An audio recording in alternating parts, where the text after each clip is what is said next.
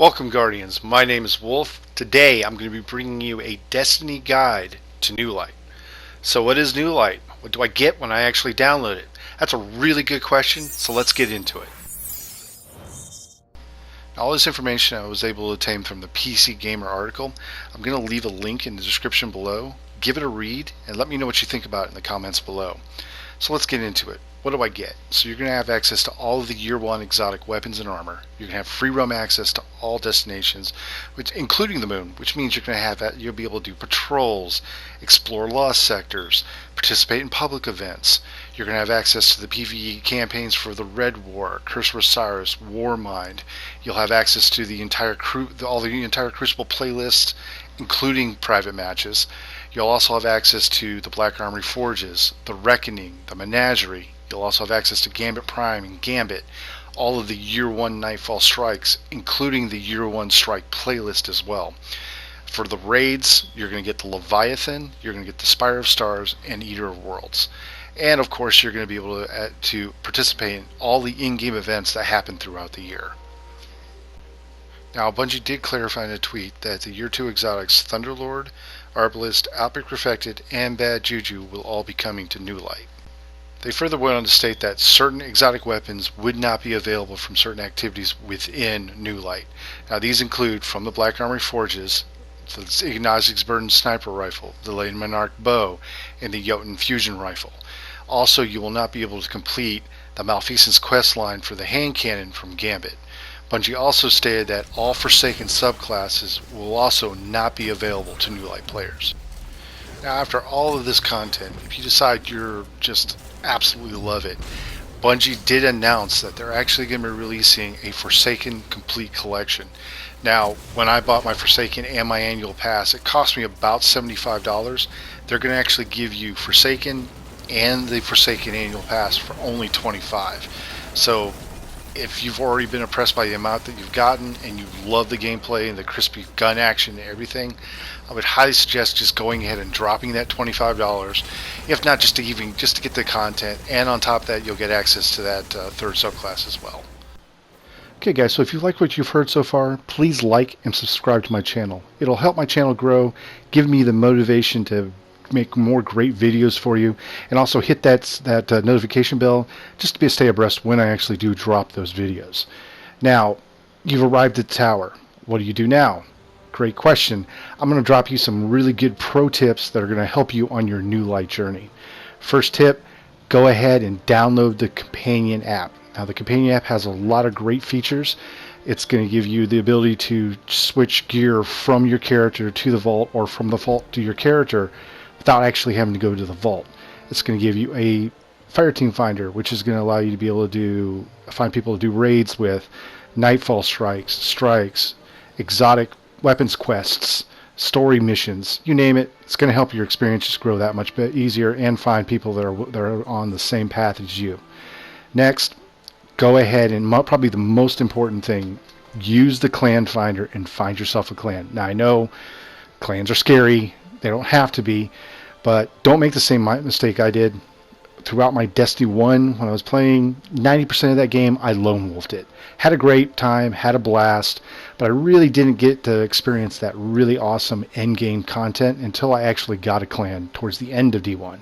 And my D2 player time, I actually have been in a clan since the beginning for D2. And I will tell you hands down now, it just makes the game that much better. I mean, the game was designed to be played with friends. So go ahead and find a clan that's going to fit your play style and your time slots, and you won't regret it. Now, what should you do next? Pro tip 2, go ahead and you need to complete your weekly milestones. Your milestones are going to actually award you with powerful gear that's going to increase your light level. Now, with way this New Light is, and with the launch of Shadowkeep, they've kind of changed up how you level. Now, the way you level before, it was you would gain levels, and then once you got to your max level, then you would start increasing your light by getting new gear. Each new gear you got, especially the powerful rewards, would increase your light level until you got to max light. The way New Light's doing it now, is basically everybody starts at base 750 light. Also, you're going to start at level 50. So the leveling of your actual character level really doesn't matter anymore. It's all about your light level. And the way you're going to actually level that up is by doing those weekly milestones and getting those powerful rewards. Also, prime engrams will drop for you and factor into increasing your light.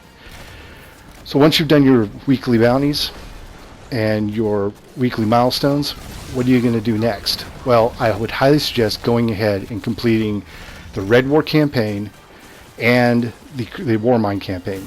Curse of Osiris, you could probably do that one last. It's not as important as the other two. With the Red War, about a third of the way through the game, it's going to give you a choice between two exotic armor pieces. And then about 2/3 of the through the game, you're going to actually get a choice between 3 really good exotic weapons. So doing that will actually net you some pretty powerful gear. And once you complete the Red War campaign, it's going to open up story missions on certain destinations that are going to net you, once you complete them all, an exotic weapon. Now these are from Nessus, the Sturm exotic hand cannon, which has a synergy with the Drang legendary sidearm. On the EDZ, you're going to get the Mida Multitool, a really good exotic scout rifle, which has a synergy with the legendary Mida Mini Tool, which is a SMG. Then on Titan, once you complete those missions, you're going to get access to the Rat King, which is a legendary sidearm, and then also to be on the lookout for an item called On the Comms, which can drop from any Cabal combatant. Once you complete this quest line, it will give you access to the Leviathan Raid heavy shotgun, exotic heavy shotgun, the Legend of Acreus. Now let's go ahead and take a look at the Curse of Osiris. The Curse of Osiris didn't really have a whole lot of content to it. Once you complete the campaign, you will have access to the Forge on Mercury. Now, this Forge allows you to create 11 different Vex-themed weapons. This might be, even in year 2, it wasn't all that great. Not a lot of people use the weapons. But of course, with Shadowkeep dropping, it's going to change up the meta quite a bit, and these weapons might be a sleeper hit just depending on your play style. So it might behoove you to go ahead and finish the content for this. But I would suggest probably waiting till after you've done the War Mine DLC to do so. Now in the War Mine DLC, once you complete the overall campaign, you will have access to the triggered public event called Escalation Protocol. Now Escalation Protocol is a pretty decent activity. It's going to have 5 bosses that are going to rotate weekly. You also have a chance to get 3 different Achelos War Mine themed weapons. These are the Achelos SMG, the Achelos Sniper Rifle, and the really powerful Achelos Shotgun. I highly recommend going after the shotgun, as it did receive a slight nerf to its trench bell ability, but with changes coming in Shadowkeep, it's probably going to bring it back up to its pre-nerf, where it was pre-nerf. The weapon is extremely powerful. It's a top-end DPS weapon, and is used in a lot of the endgame content. I would highly recommend going after this weapon. Now, these weapons will drop from the boss only, as there is a chest at the end, which you have to get a special key to unlock, which the chest will contain Achelos themed or Will Run themed armor for your Guardian as well.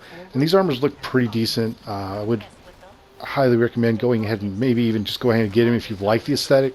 Definitely go ahead and do it. Now, it also will give you access to 3 different exotic weapons quests. One is for the Polaris Lance, which is really an amazing exotic scout rifle. Now, you'll also have access to an exotic quest for the Sleeper Simulant, an exotic heavy linear fusion rifle. An excellent weapon. Highly recommend go ahead and get that. The World Line Zero quest line will get you an awesome exotic sword and a pretty cool sparrow at the end of that quest. Well, Guardians, that's all I have for you today. I hope you found this Destiny guide helpful. If you did, go ahead and hit that like button, as it's really going to help my channel out. Also, I do have a question for you guys.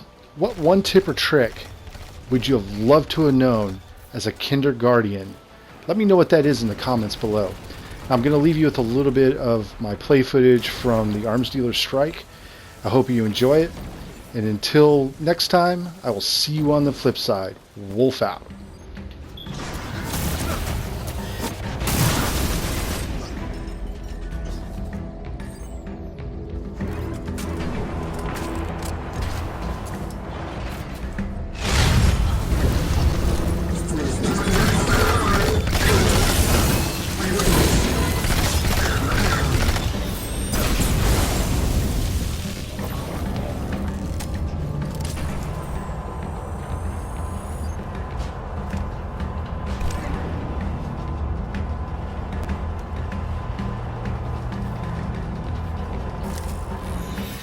Almost back to the surface.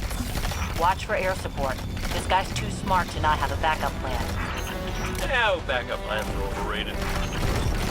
Here we go.